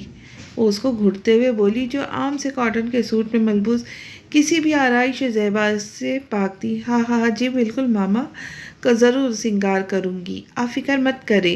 وہ ہنستے ہوئے پیار سے ان کے کندھے پہ سر رکھ گئی تھی۔ پنیا کے چہرہ آج ہر طرح کی خوشی کی تیز روشنی سے چمک دمک رہا تھا۔ مہر ماں بھی اسے ساتھ لگائے اس کی خوبصورت سی ہنسی میں مسکرا دی تھی۔ تمہیں سونے کا طریقہ کبھی نہیں آئے گا، وہ اس خوبصورت خڑوس شہزادے کو دیکھ کے بولی جو پورے بیڈ پر اپنی ٹانگیں پسار کر سویا ہوا تھا جبکہ ایک بازو زمین پر دوسرا بازو سینے پہ دھرا ہوا تھا۔ پنیا ہلکا سا مسکرائے اس کے طرف لپکی، اس کے بازو کو بیڈ پر رکھے اس پہ کمبل درست کیے اس کے قریب جا لیٹی۔ نیند چونکہ اس کی آنکھوں سے کوسوں دور تھی لہٰذا وہ اس کے نقوش کو اپنے آنکھوں میں جاذب کرنے لگی۔ آج بھی اس کی نگاہیں اس کے ڈمپل کا یک تک احاطہ کیے ہوئے تھی، لیکن آج میں اور کل میں بہت فرق تھا۔ وہ آہستگی سے اس کے چہرے کی جانب جھکی تھی اور بھرپور اشتیاق سے اس کے ڈمپل کو اپنے لبوں سے چھوئے پیچھے کو ہوئی، لیکن ایک دم سے جہانگیر شاہ کی آنکھ کھلی اور پنیا کو اپنے اوپر جھکے دیکھ کر اس کی آنکھوں میں شوخی کے رنگ ابھرے تھے۔ اس نے ایک پل کی تاخیر کیے بنا اس کو اپنی فولادی باہوں کے مضبوط شکنجے میں جکڑ لیا۔ وہ کسمسائی تھی۔ جانے جہانگیر کیا کر رہی تھی؟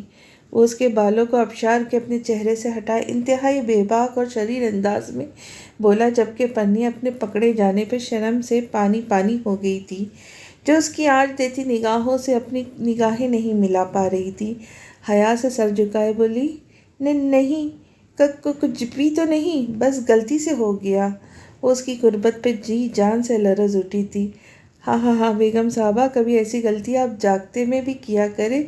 وہ اسے اپنے برابر بازو پہ ڈال کر آہستگی سے اس کے کان میں سرگوشی کرتے ہوئے بولا میں کہہ رہی تو رہی ہوں غلطی سے اچانک ہو گیا، آپ بار بار ایک بات کو دہرائے جا رہے ہو۔ وہ منہ بسرتے ہوئے بولی جو اس کی بات سے خفت زدہ ہوئے بے ساختہ اب اپنی نظریں چرا گئی جبکہ جہانگیر شاہ اس کی اس کیفیت سے حظ لے کر ہنسنے لگا۔ واہ مسز شاہ، اگر یہ غلطی تھی تو بہت ہی حسین تھی، تم یہ غلطی دن میں 1000 دفعہ بھی کرو گی تو مجھے منظور ہے۔ وہ اس کے گرد اپنے حصار قائم کرتے ہوئے پرشوق انداز میں بولا۔ پنیا اس کی قربتی نگاہوں کا والہانہ پن کو محسوس کرتے ہوئے سمٹی جا رہی تھی۔ جہانگیر شاہ پنیا کی قربت میں اپنے ہوش گنوا چکا تھا، جس کے نرم گرم سا گداز وجود اس کے لیے کسی امتحان سے کم نہ تھا۔ اس وقت اس کے اعصاب اس کے کنٹرول میں نہیں تھے، اس کی زندگی اور محبت اس کے بازو میں تھی، اسے اپنے قریب کیے اس میں کھو گیا۔ آدم اور حوا کا رشتہ میں جو کشش اللہ نے رکھی ہے وہ کشش پنیا کا دل اپنی جانب کھینچ رہی تھی۔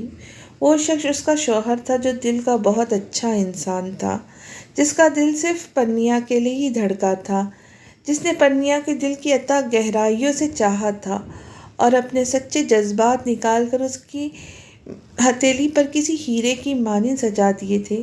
اسے فخر تھا کہ وہ جہانگیر شاہ کی بیوی ہے، جو اس کی محبت اس کا شوہر ہی نہیں بلکہ اس کا نگہبان اور محافظ بھی تھا، جو ہر تپتی دھوپ، مشکل گھڑی، غرض کے ہر دکھ سکھ میں اس کا ساتھی تھا۔ پنیا نے اپنا آپ مکمل رضامندی سے اس کے سپرد کر دیا تھا جبکہ کمرے کی خوابناک ماحول اب دل اور جذبات پر حاوی ہوئے ان کو اپنے ساتھ مدہوش کر گیا۔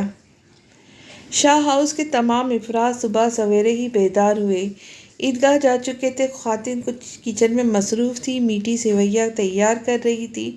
ہر طرف عید کی خوشیوں سے ہلچل مچی ہوئی تھی۔ زرمین نے سنگار میز کے سامنے کھڑی تیار ہو رہی تھی۔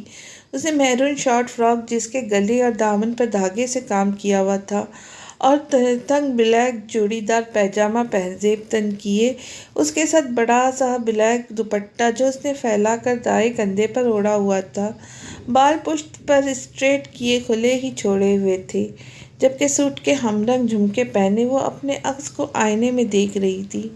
عین اسی لمحے ہادی منہ پہ ہلکی سی مسکراہٹ سجائے اس کے کمرے میں داخل ہوا، جو اپنے میک اپ کو سمیٹنے میں لگی ہوئی تھی۔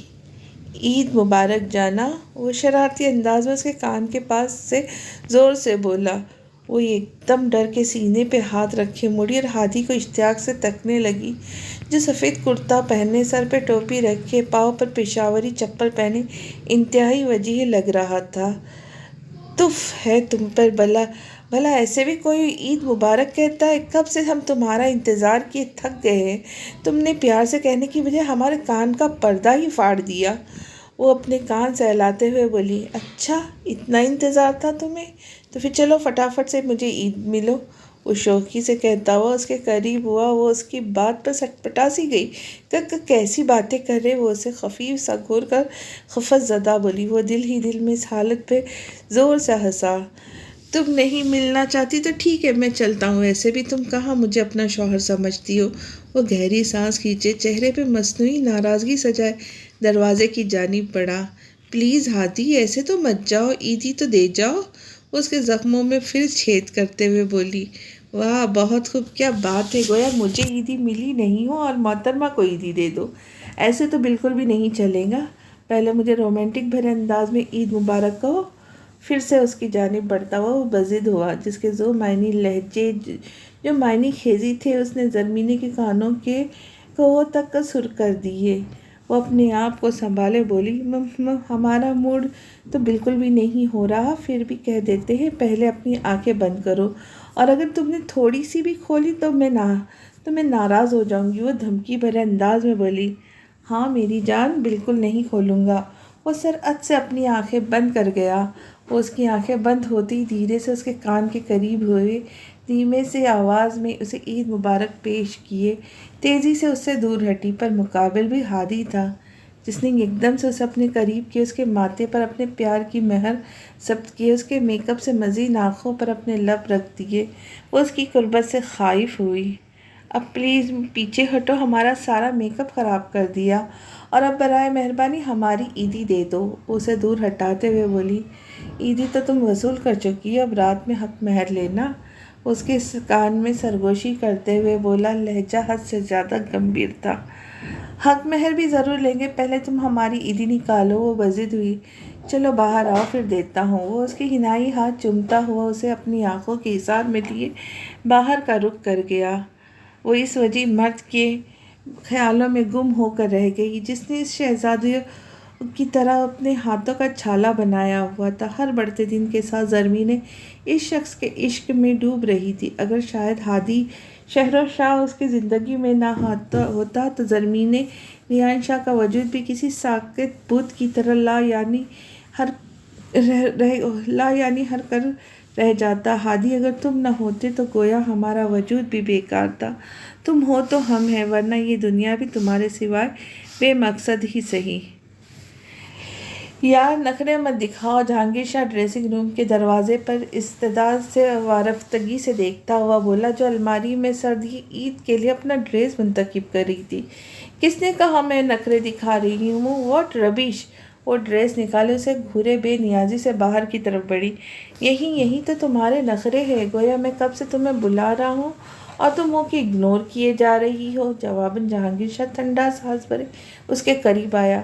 مسٹر جہانگیر شاہ، میں تمہیں نہ اگنور کر رہی ہوں نہ نخرے دکھا رہی ہوں، پتہ نہیں تم کیا فضول بولتے رہتے ہو، میرے سمجھ سے باہر ہے۔ وہ جھلانے لگی۔ ظالم لڑکی، اگر نخرے نہیں دکھا رہی ہے تو کم از کم پیار بھی نہیں جتا رہی ہو۔ وہ اس کے شانوں پر ہاتھ رکھتے ہوئے بے بسی سے بولا، ہاں تو نہیں جتانا ہے، نہیں اور نہیں جتاؤں گی۔ کیا کر لوں گے تم؟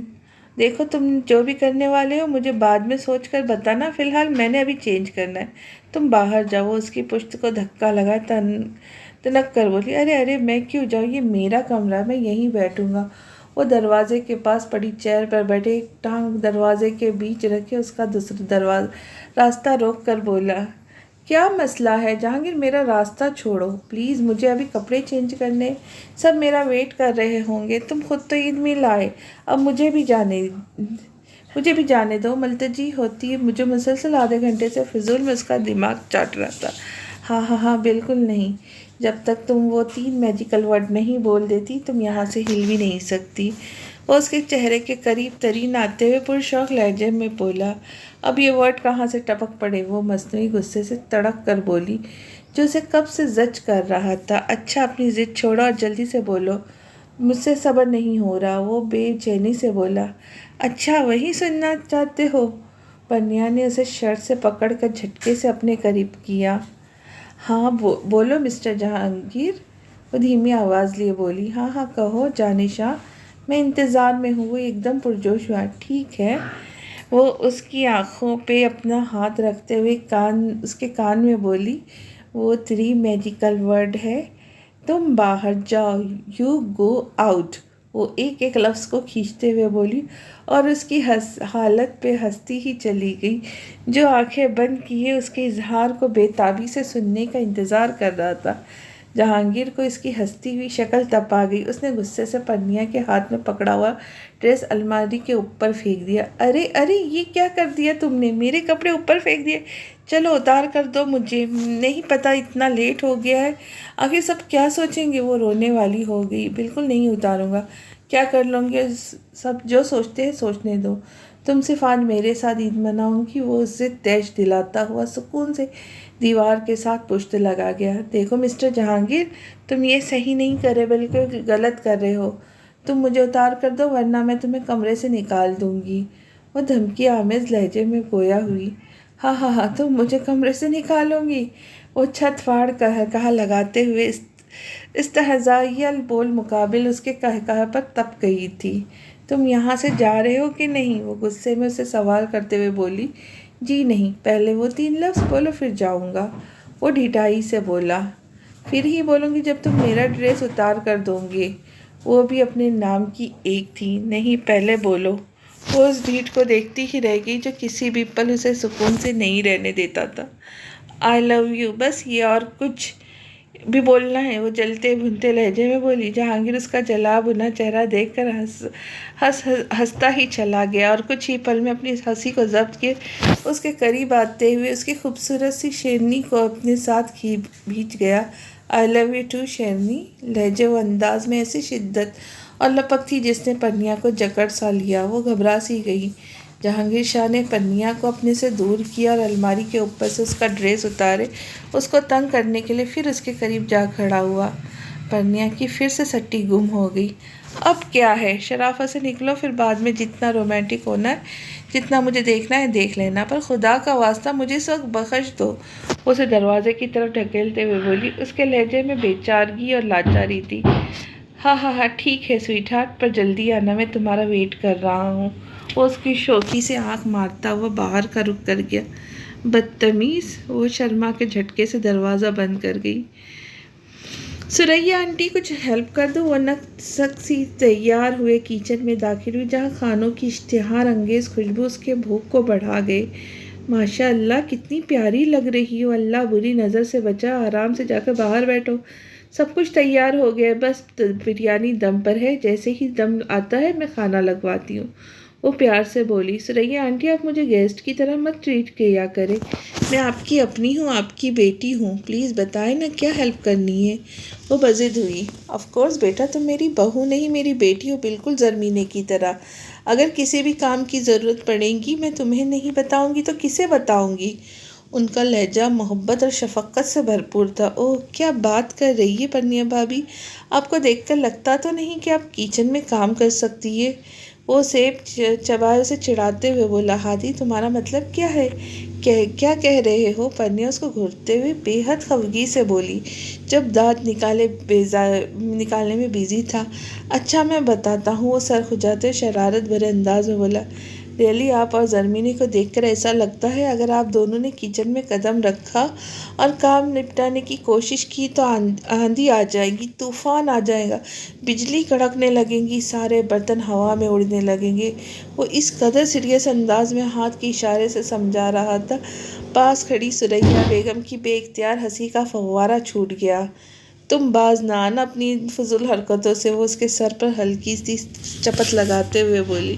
کیا ہادی، ہم دونوں تمہیں ایسی لگتی ہے؟ حیرت سے گنگ ہوئی وہ۔ تمہیں تو ایک انڈا نہیں فرائی کرنا آتا، میں تو وہ بھی کر لیتی ہوں، اور تمہیں تو ہرگز معاف نہیں کروں گی۔ رات کو تمہاری رخصتی پر گن گن کر بدلے لوں گی، تب تک تو تمہیں تمہارے روم میں داخل نہیں ہونے دوں گی جب تک تم مجھے 5 لاکھ نیک نہیں دو گے، پھر ہی نکلیں گی تمہاری ساری کی ساری شوقیت جب تمہیں اپنی جیب ڈھیلی کرنی پڑی۔ آیا بڑا خانسامہ، وہ زیر لب بڑبڑاتے ہوئے اس کے 14 طبق روشن کر گئی۔ کیا 5 لاکھ کا کیش؟ میں تو بھابھی، میں آپ کے ساتھ مذاق کر رہا تھا، آپ کہیں پاگل تو نہیں ہوگی؟ میں مزدور بندہ ہوں، کیسے 5 لاکھ دوں گا؟ اپنے شوہر سے مانگے، وہ آپ کو 5 نہیں اس سے بھی ڈبل دیں گے۔ توبہ توبہ، میں تو ابھی سے اپنے کمرے میں جا کر بیٹھنے لگا ہوں۔ زرمینے کو میرے کمرے تک پہنچنا ہوگا تو پہنچا دیجیے گا، اور میرے پاس 5 لاکھ نہیں ہادی، 5 لاکھ پر چکرا کر ہی تو رہ گیا تھا۔ ہاں، تم مزدور ہو ہادی، کچھ خدا کا خوف کرو، جہاں تک نہ دینے کی بات ہے وہ میرا کام ہے، میں خود تم سے نکلوا لوں گی، ڈونٹ وری۔ وہ اس کی طرف ایک طنزیہ مسکراہٹ اچالے، یہ جا وہ جا۔